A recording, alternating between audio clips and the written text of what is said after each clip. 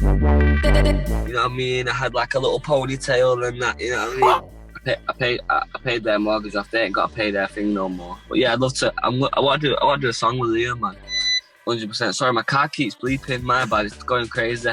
Well, the most important question I have for you, Aitch, is how are you keeping your hair so trim? When me and so many other people, our hair is out of control. I was suffering that same thing. I was suffering that same pain, but I had to shoot a music video, so it was grooming. I had to get groomed for the video. You know what I'm saying? So yeah, man, that was my little cheat code. You know what I mean? I was allowed, so it's all right. But I was going through that same pain, but I didn't mind. I was gonna wait until it was all over to see how long I could get. But because they had to be on camera a couple of times, things had to change. Because your fade is always tight. Always. There's never a hair out of place. So it must have been killing you to see. Look in the mirror every morning. It was all hanging over my ears. You know what I mean? I had like a little ponytail and that. You know what I mean? It was all getting crazy. Did you not think for a moment, do you know what? I'm going to go a bit Liam Gallagher. I'm just going to embrace the old school mank, and I'm going to go a bit Liam Gallagher. I'm going to grow it out. I will switch it up one day. It's not going to be like this forever. You know what I'm saying? I mean, as the times pass and that, you know what I'm saying? Because I did used to have long hair, not all the way long. I used to have like a comb over going on, you know what I'm saying? And then I shaved it. Aitch, how are you different from that kid that put out On Your Marks just 3 years ago, do you think? Well, I've never been asked that question. Never, ever, ever. How am I? I think, obviously, well, I'm definitely more grown up, obviously. I think I definitely take music more seriously. I don't know. I feel like that kind of only feels like yesterday, but so much has changed in your life in just 3 years. Yeah, so much has changed. Everything's just developed. Everything's just gone like times 10 since that.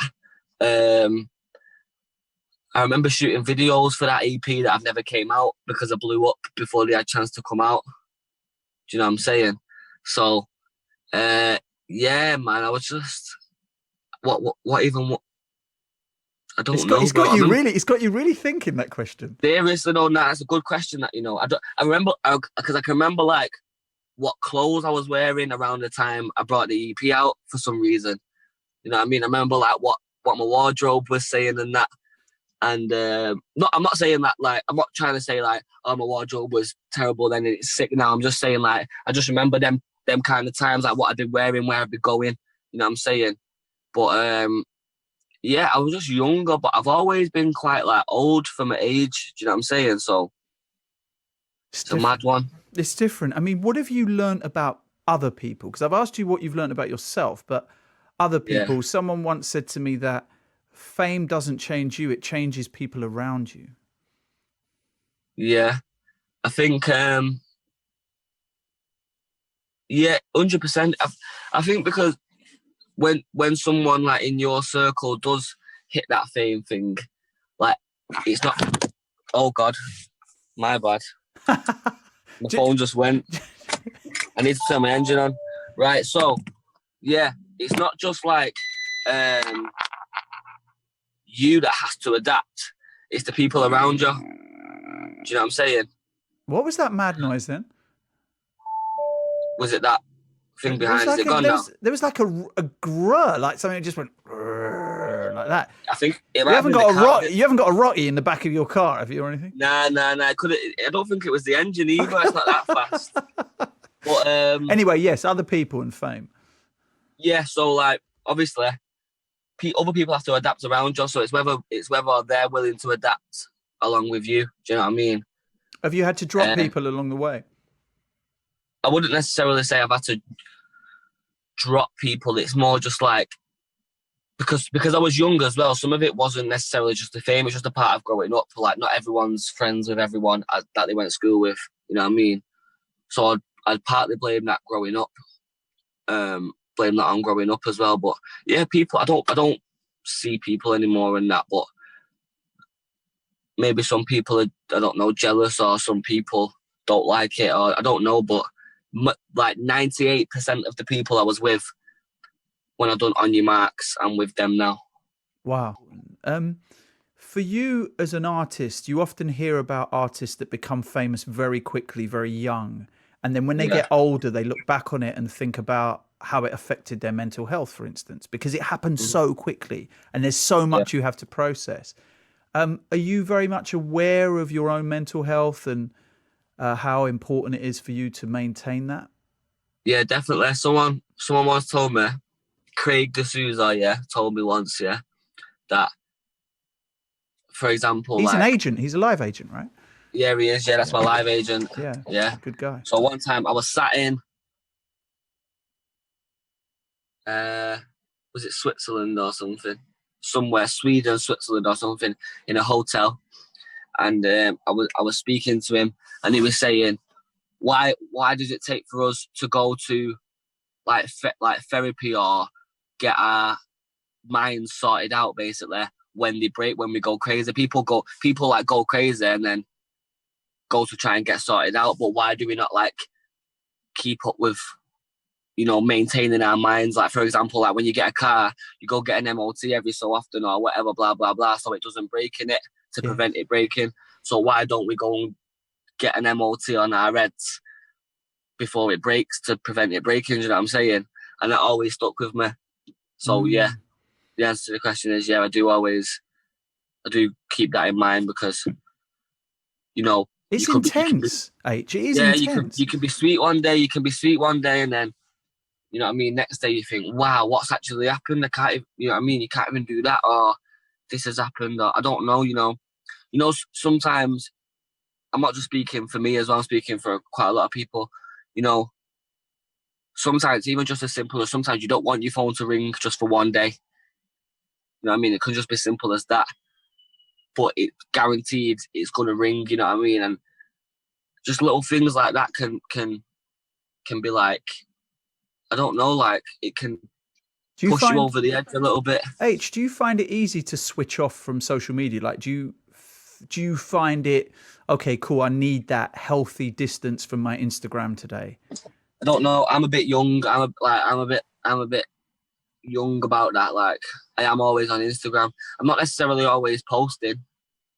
I'm not necessarily always like looking for something in particular, but I am always on my phone. But I don't do Twitter. Twitter's too negative for me. You know what I'm saying? I don't even have the app on my phone. My manager has that. My manager does all that. I just do Instagram. So, like, I don't know. I do try to come off it, but it never really works. I won't lie to you. It doesn't really work. A lot of artists, when they make a bit of change, they want to spoil their mums. They want to say thank you for all the love and support. 100. What have you done? I paid my mum and dad's house off. Oh man, wow. I paid their mortgage off. They ain't got to pay their thing no more. How did that make you feel, knowing that you were able to do that for your parents? It's nice, It's nice. My dad, quit his job. My dad basically does work for me now. Does he? Like he does my dad's kind of like my PA, not as in my PA, he don't run around getting me water. No, I bet he doesn't. Oh my God, can you imagine asking your dad, hey, I need some water now? He'd give you a dry one for that. My dad basically does my emails. He'll chat to my accountants, my lawyers. He does we've got my company's called Infinitum Music. That's what my business runs through. And then we've got Infinitum Housing, where we've got houses on the go. He sorts all that out and stuff. So yeah, my dad's part of the team. Were they? I know it sounds like a weird question, but were they happy for you to pay their mortgage off, or was there a bit of kind of no, you keep that money for yourself, we're good? Because sometimes parents, they're a bit kind of well, you do your thing. No, my mum and dad have never ever asked me for anything. They always used to look after me when I was growing up. When I didn't have no money, they was always giving me money.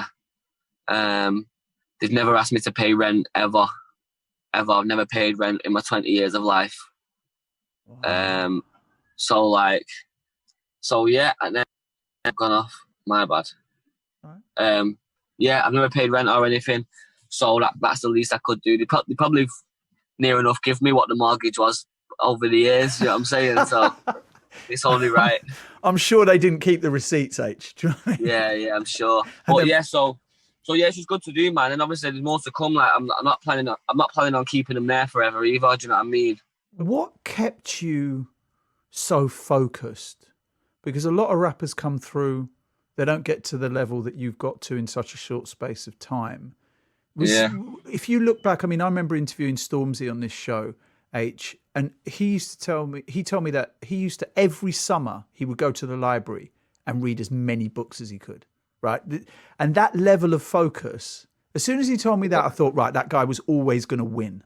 He was always going to win, right? Because he was just focused.